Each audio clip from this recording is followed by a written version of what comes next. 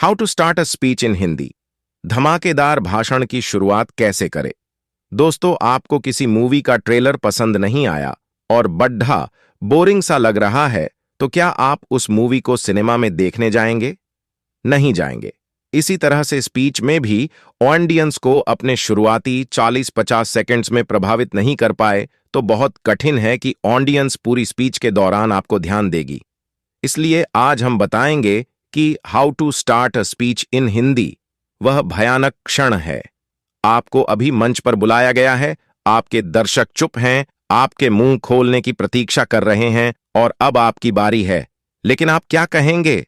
मेरा नाम मुझे यह मौका देने के लिए बहुत बहुत धन्यवाद के बजाय शक्ति और आत्मविश्वास के साथ भाषण कैसे शुरू करते हैं। सच्चाई यह है कि आपको सुनने वाले लोग आपको उसी क्षण से आंकेंगे जब आप अपनी स्पीच शुरू करेंगे। आप अपने भाषण को आत्मविश्वास के साथ शुरू करें, जल्दी से दर्शकों के साथ एक संपर्क बनाने के लिए, ताकि वे वो सुनने के लिए उत्सुक हों जो आप कहना चाहते हैं। अपनी स्पीच शुरू करने के कई अलग अलग तरीके हैं, लेकिन यह केवल आपके द्वारा उपयोग किए जाने वाले शब्दों के बारे में नहीं है। आपको दर्शकों के साथ कनेक्शन बनाना होगा।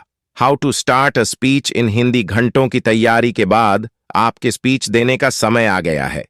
आप पोडियम के सामने खड़े हैं, सभी की नजरें आप पर हैं। आप समझ नहीं पाते हैं कि आप अपनी स्पीच कैसे शुरू करें। ऐसा क्या बोले कि आपके दर्शक आपको अच्छे से सुने। यह हम आपको बताते हैं कि एक अच्छी स्पीच विश्वास के साथ कैसे शुरू करें। खुद को तैयार करें। इससे पहले कि आप अपनी स्पीच लिखना शुरू करें, अपनी प्राकृतिक शैली के बारे में सोचें और आप लोगों को कैसा महसूस कराना चाहते हैं। विचार करने के लिए खुद को समय दें। एक वक्ता के रूप में आप किन गुणों को प्रदर्शित करना चाहेंगे? आप अपने दर्शकों को क्या लाभ देना चाहेंगे?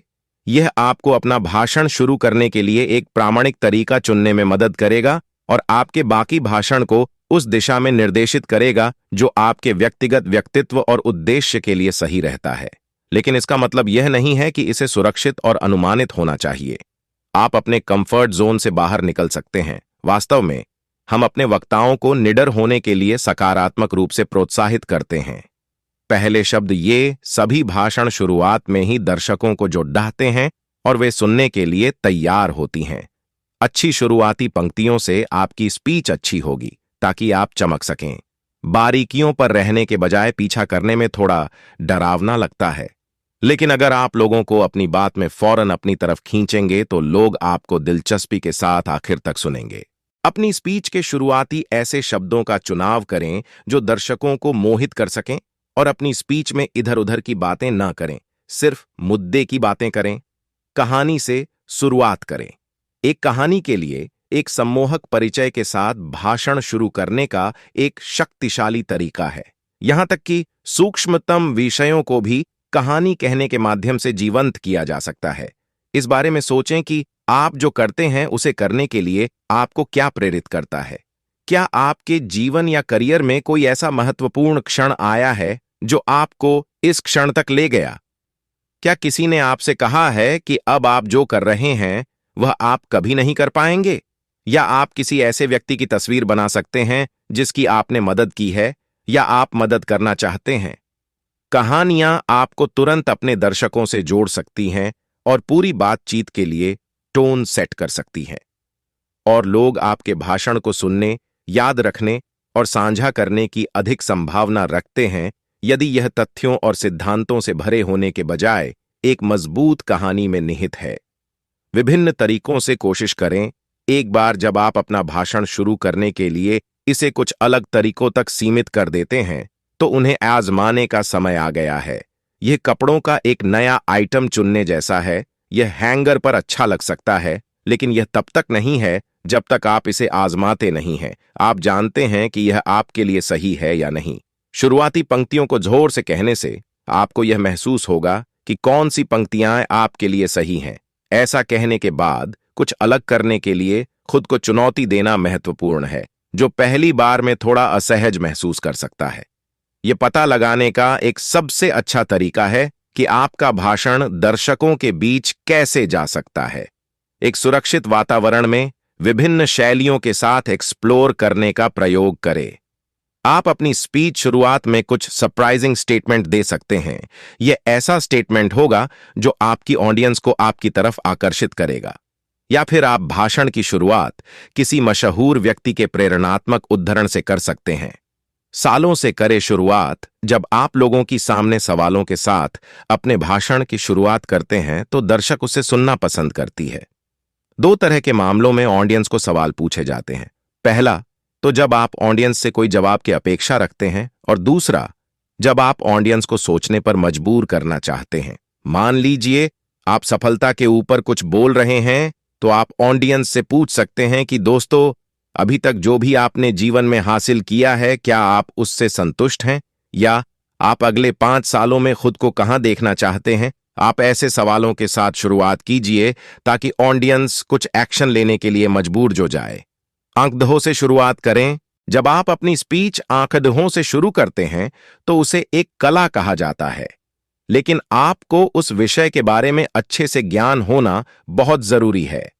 आंकड़ों को लोगों के सामने पेश करना ही जरूरी नहीं है, लेकिन उसको सही समय पर बोलना और सही जगह पर फिट करना भी उतना ही जरूरी है।